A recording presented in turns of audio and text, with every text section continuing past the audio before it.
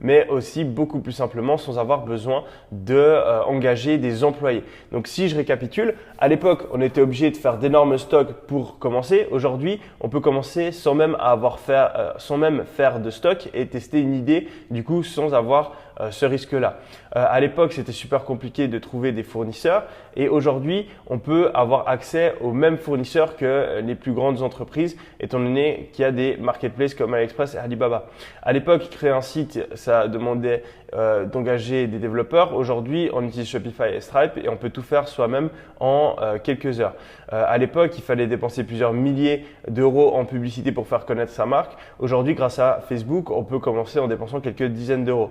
À l'époque, il fallait engager des graphistes et puis c'était très compliqué de gérer le design de notre business. Aujourd'hui, grâce à différents outils, on peut le faire soi-même et à moindre coût. Et puis finalement, à l'époque, il fallait engager plusieurs employés pour gérer chacun des aspects de notre business. Aujourd'hui, on peut tout déléguer, soit à des freelances, soit à des agences, grâce à des sites comme Malt.fr, Fiverr, Upwork, etc.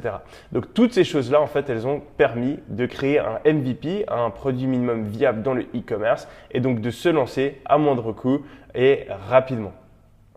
Donc c'est désormais possible, il est donc désormais possible de se lancer dans un marché en plein essor. On a vu qu'il y avait une croissance qui était phénoménale et on peut le faire rapidement et avec un budget limité grâce aux produits minimum viables, grâce à toutes les choses que je vous ai montrées juste avant. Et c'est pour ça qu'il y a une opportunité incroyable dans le e-commerce aujourd'hui et que je pense que c'est la meilleure opportunité business pour les 10 prochaines années en ce moment.